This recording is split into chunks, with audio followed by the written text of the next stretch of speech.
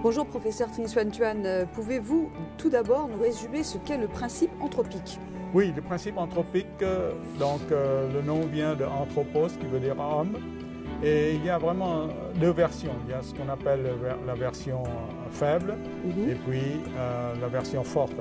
Alors, il faut savoir que l'univers, toutes les propriétés de l'univers, toutes les galaxies, les étoiles, la Terre, nous-mêmes, dépendent d'une quinzaine de constantes physiques. Qu'est-ce que sont les constantes physiques? C'est des nombres dans la nature, par exemple la vitesse de la lumière. Elle voyage à 300 000 km par seconde, mais on ne sait pas pourquoi. Elle ne voyage pas à 3 mètres par seconde, par exemple. Ou la masse des particules élémentaires, la masse des électrons, la masse des protons, leur charge électrique, la constante de Planck qui détermine la taille des atomes, la constante de gravité. Donc tout ça, il y a une quinzaine de constantes qui déterminent toutes les propriétés de l'univers. Et puis, il y a aussi ce qu'on appelle les conditions initiales. Donc c'est en quelque sorte les propriétés dont les faits ont doté l'univers à son berceau, en quelque sorte. Vous voyez, donc, par exemple, le taux d'expansion initial, la quantité d'énergie noire initiale, la quantité de masse noire, exotique ou non, initiale. Enfin, tout ça, c'est avec les constantes physiques, donc détermine les propriétés de l'univers. Alors, la version faible du principe anthropique dit que notre existence doit être compatible avec la valeur de ces constantes. Pour moi, c'est une tautologie qui est sans intérêt. Donc, je préfère la version forte qui dit que l'univers a été réglé de façon extrêmement précise dès le début, dès la première fraction de seconde, pour l'existence de la vie et la conscience. C'est ce qu'on appelle le principe fort. Donc voilà, c'est ça le principe anthropique. Alors vous faites partie des scientifiques qui n'hésitent pas à affirmer que selon eux, l'univers possède un sens. Donc votre position, à vous, est-ce qu'elle est liée justement à ce principe anthropique? Oui, tout à fait. Avec un autre argument. Je pense que la cosmologie moderne a réenchanté le monde parce qu'il y a eu une période de désenchantement parce que les découvertes de l'astrophysique a rapetissé de plus en plus la place de l'homme dans l'univers. Au début, on pensait que l'univers, nous occupions la place centrale, l'univers grec par exemple, pensait ça, et que tout tournait autour de nous, et que l'univers a été fait pour le seul bénéfice de l'homme. Et puis peu à peu, donc Copernic en 1543 dit que c'est le Soleil qui est le centre du système solaire et que la Terre tourne autour du Soleil. Donc, choc psychologique est énorme pour que Copernic a osé dire déloger l'homme de sa place centrale dans l'univers. Et depuis, le fantôme de Copernic n'a pas cessé de nous hanter. Vous voyez, à son tour, le Soleil n'est pas au centre de la Voie lactée, mais une simple étoile de banlieue à un peu plus de la moitié de la distance vers le bord de la galaxie, donc à 26 000 années-lumière. Et puis, on a découvert au début du XXe siècle, Edwin Hubble, en fait, l'astronome américain, a découvert que l'univers ne se réduisait pas à notre Voie lactée, mais contenait des centaines de milliards de galaxies, chacune contenant des centaines de milliards de soleils. Donc, l'homme s'est rapetissé considérablement dans l'univers et ça a provoqué un immense désespoir chez certains penseurs, comme Monod, qui dit que l'homme a émergé par hasard dans un univers qui lui est complètement indifférent. Et Weinberg, un prix Nobel de physique, Monod était un prix Nobel de biologie,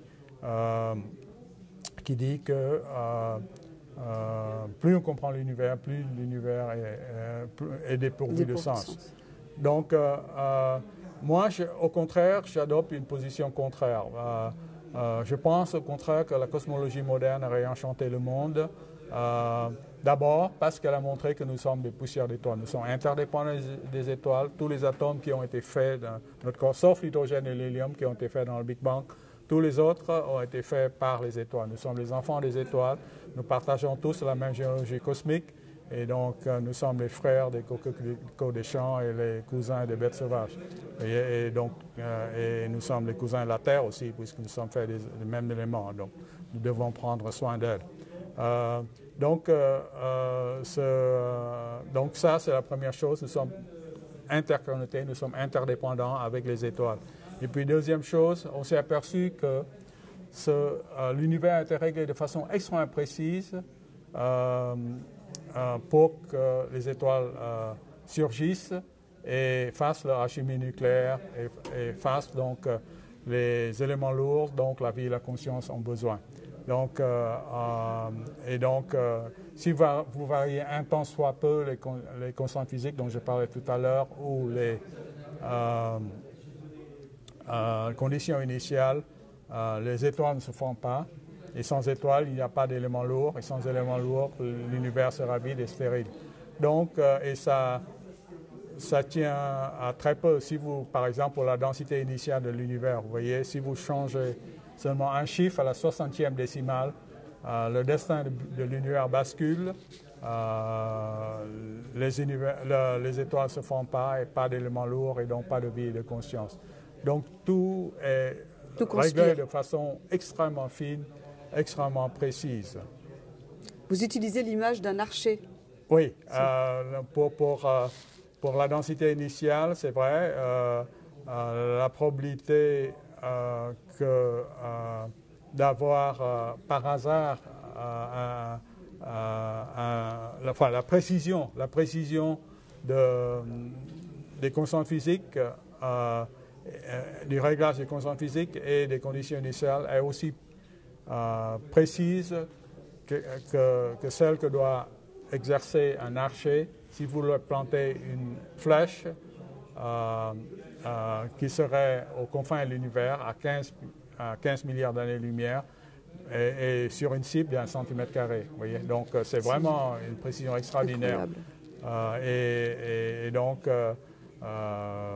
Donc, c'est pourquoi je parie pas sur le hasard, mais sur un principe créateur qui règle cet univers. Alors en fait, quelle est la signification de l'univers selon vous? Pourquoi le monde existe-t-il? Pourquoi toute cette évolution cosmique a-t-elle eu lieu en fait? Quelle raison?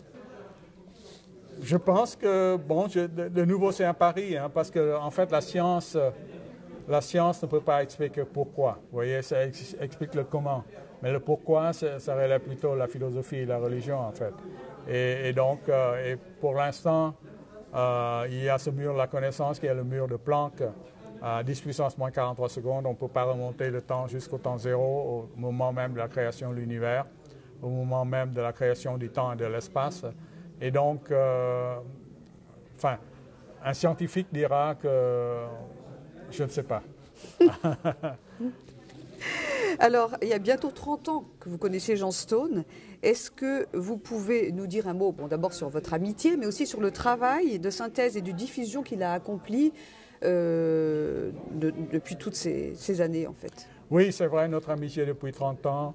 Et c'est lui qui m'a fait le premier faire des conférences au public français en France. Vous savez, j'avais publié mon premier livre qui était La Mélodie secrète en 1988. Et à ce moment-là, j'étais complètement inconnu du public français, bien sûr, parce que c'était mon premier livre. Et donc, je me disais, est-ce qu'il aura un succès ou non? Alors, heureusement qu'il y a eu beaucoup de support de la part de mes éditeurs. J'étais chez Fayard, Claude Durand, qui était un grand ami, soutenait le livre. Et donc, par exemple, je suis passé à Apostrophe chez Bernard Pivot et donc j'ai bien défendu mon livre parce que le lendemain, je pense à l'aéroport, tout le monde m'arrêtait pour me dire je vous ai vu hier à Apostrophe. Et donc, voilà, donc le livre était bien parti. Mais et il y a eu beaucoup d'interviews de radio aussi. Et je pense que Jean, un jour, entendu une émission interview radio où je répétais une phrase que j'ai mise dans la Mélodie secrète qui disait que la science du XXIe siècle sera spirituel ou ne sera pas. C'est une déformation donc de la pensée de Malraux, oui, vous voyez, mais moi je parle de la science. Et donc il a dit, bon, la pensée de cet auteur m'intéresse. Il m'a contacté aux États-Unis et donc il m'a fait venir et me donner une première conférence. Je pense que c'était à la Sorbonne à ce moment-là. Et donc peu à peu, il m'a fait connaître plus du public français. Et puis bon, avec ça, bien sûr, après, bien sûr, ça s'est déroulé tout seul, puisque une fois que le public français m'a connu, c'était plus facile. Mais bon, donc Jean a joué un grand rôle là-dessus. Et donc notre amitié s'est développée et mûrie. Et donc je pense que ce qu'il fait est admirable. Donc essayer de concilier, vous voyez, de faire dialoguer la science et la spiritualité. Parce qu'il n'y a pas beaucoup de forums, en fait, oui, où c'est fait de façon rigoureuse, moi je dirais. Hein. Il faut laisser les scientifiques parler de façon rigoureuse. Et donc, Jean a essayé de faire ça. Et donc, je pense qu'il a fait venir aussi beaucoup d'autres penseurs, d'autres comme Penrose en Angleterre ou Freeman Dyson aux États-Unis aussi, qui sont de grands scientifiques, mais qui ont aussi réfléchi, beaucoup réfléchi sur cette question de lien entre science et spiritualité. Donc, c'est un travail admirable qui a éveillé, moi je pense, la conscience de beaucoup du grand public français à ce dialogue entre science et spiritualité. Que la science peut-être permet de poser des questions de façon plus précise sur certaines questions spirituelles. Et que pensez-vous de cette démarche interdisciplinaire qui est la sienne? C'est nécessaire aujourd'hui pour mieux comprendre? Oui, bien sûr. Maintenant que tout est interconnecté, moi je suis bouddhiste, hein, je pense que tout est interdépendant et donc relier les choses qui semblent a priori complètement distantes, c'est essentiel parce que chacun apporte son lot d'informations, donc c'est essentiel. Et vous êtes venu spécialement des États-Unis, vous nous avez fait l'honneur de venir des États-Unis pour le lancement de son dernier livre, Explorateur de l'invisible. Est-ce que vous pouvez nous dire un petit mot sur ce livre?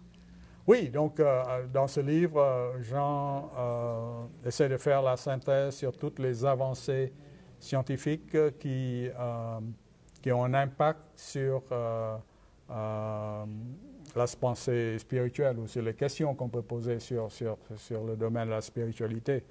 Et donc, moi, j'ai parlé de l'univers et Henri de Lumley sur l'évolution de l'homme, mais donc, j'ai beaucoup étudié aussi la mécanique quantique, les mathématiques comme le théorème de Gödel ou